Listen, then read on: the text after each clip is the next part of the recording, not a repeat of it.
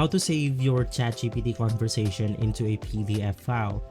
This is a step-by-step guide so you will be able to follow easily.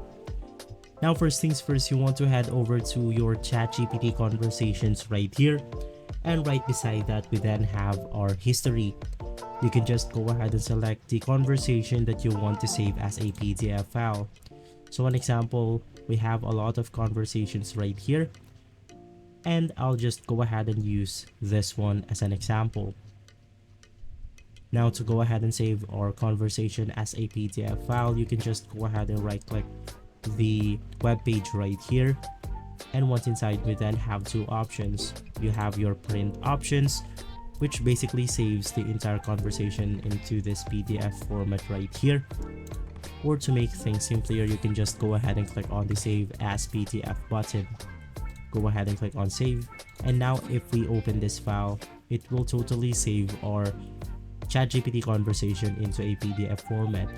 So if this video has been helpful for you, please consider by liking and subscribing.